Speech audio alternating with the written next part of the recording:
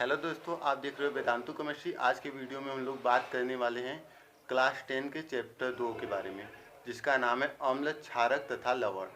तो सबसे पहला हमारा इस चैप्टर में जो टॉपिक आता है वो अम्ल आता है। फिर इसके बाद हम लोग पढ़ेंगे जो कि नेक्स्ट वीडियो में होगा क्षारक तथा लवण के बारे में। ठीक, तो टोटल इस चैप्टर से रिलेटेड हमारे 2-3 वीडियो बनेंगे। तो सब आज का हमारा जो टॉपिक है उसको देखते हैं अम्ल के बारे में। तो सबसे पहले जानते हैं अम्ल क्या होता है।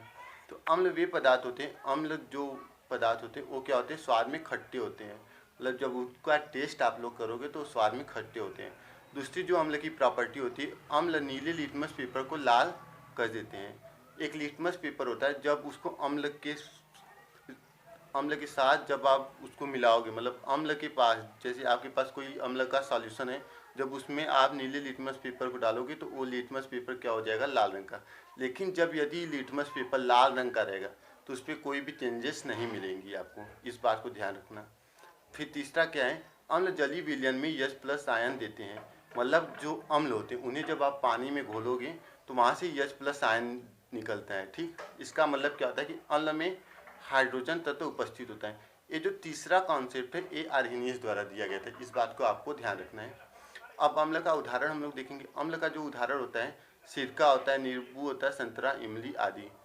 जो कि यहाँ पे सिरका तुम्हारा सिट्रिक एसिड से पाया जाता है, और नींबू, संतरा, मतलब एसिटिक एसिड, ये सभी इसमें मिले होते हैं। ठीक, तो सिरका हमारा किसका उदाहरण है, सिट्रिक एसिड का। अब हम लोग जैसे कि अम्ल हो गया, तो कोई कोई पदार्थ जो होते हैं जो बहुत ज़्यादा खट्टे होते हैं और कोई कोई पदार्थ बहुत कम खट्टे होते हैं। तो इसके आधार पे अम्लों को दो प्रकार में विभाजित किया गया है। ठीक, तो पहला क्या था, प्रबल अम्ल, दूसरा क्या होता है, दुर्बल अम्ल।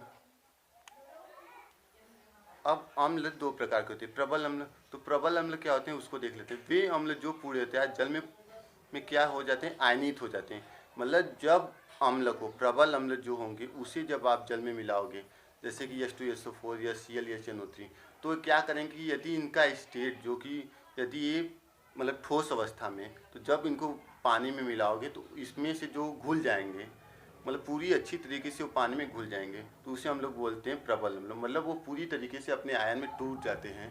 ठीक, तो उसे बोलते हैं प्रबल अम्ल। अब दुर्बल अम्ल के बारे में देखेंगे। वे अम्ल जो जल में पूर्णतः आयनित नहीं होते, दुर्बल अम्ल कहलाते हैं। जैसे CH3COOH या COOH, जब इनको तुम वहाँ पे पानी में डालोगे तो इनका जो आयन होता है वो पूरी तरीके से जल में आयनित नहीं होता है, मतलब पूरी तरीके से नहीं उसमें टूट पाता है, तो उसे हम लोग बोलते हैं आयनिक। देखो, आयनित नहीं हो पाता, मतलब कि उसके आयन पूरी अच्छी तरीके से नहीं घुल पाए हैं जल में, इसलिए उसको बोलेंगे हम लोग दुर्बल अम्ल। ठीक, उदाहरण में H2SO4 या Cl या CnO3, ये प्रबल अम्ल का हो गया। और CN या CH3COOH या COOH को हम लोग फार्मिक एसिड बोलते हैं, CH3COOH को एसिटिक एसिड, CN को हाइड्रोजन साइनाइड बोलते हैं। ठीक, अब आगे हम लोग देखेंगे अम्ल के भौतिक गुण के बारे में। तो अम्ल का जो पहला क्वालिटी होता है, अम्ल स्वाद में खट्टे होते हैं। ठीक, ये तो हमने परिभाषा में भी पढ़ा।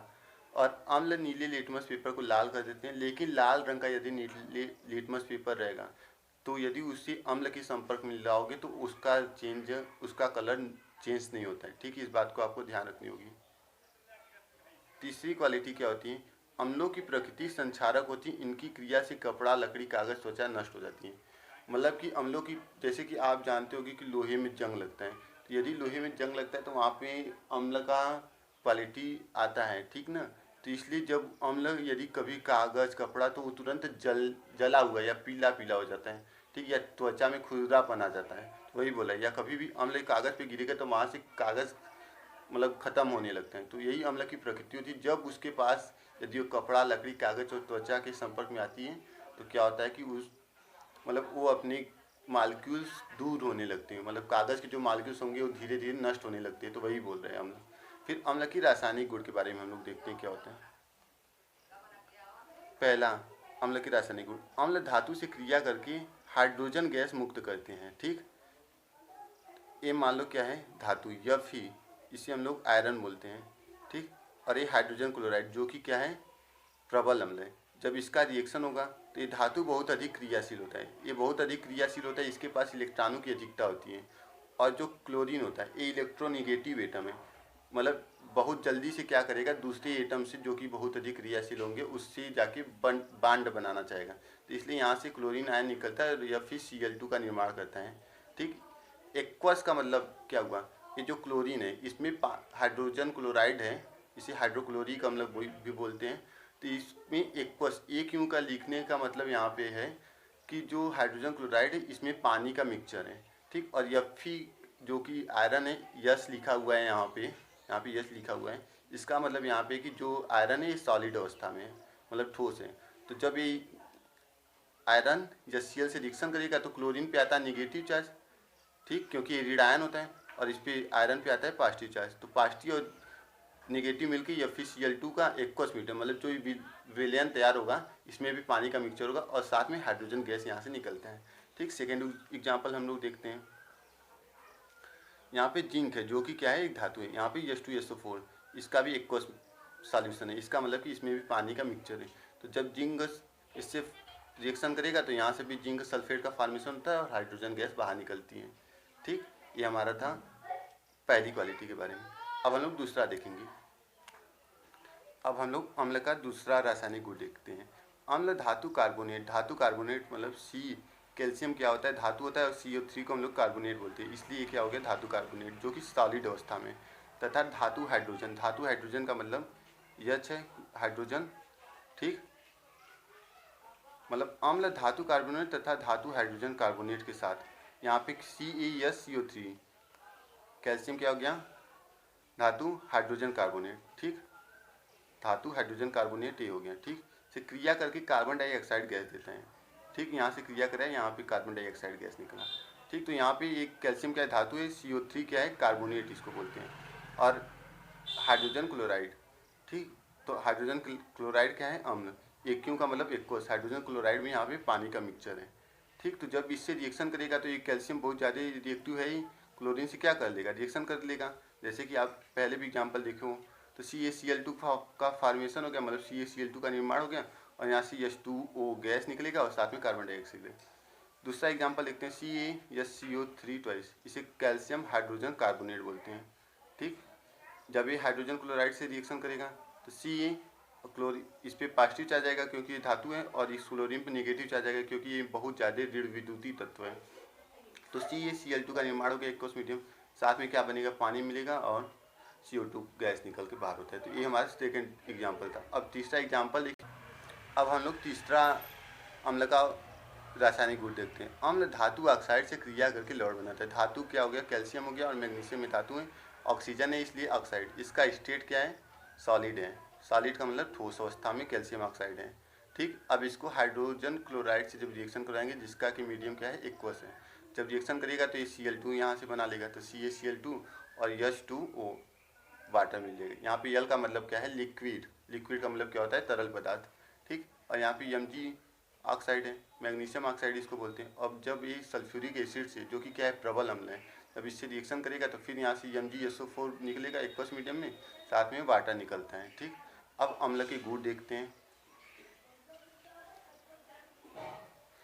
अम्ल के उपयोग, तो सल्फ्यूरिक अम्ल को लेड अम्ल, कौन कौन सा यहाँ पे अम्ल लिया गया, सल्फ्यूरिक अम्ल, नाइट्रिक अम्ल और हाइड्रोक्लोरिक अम्ल।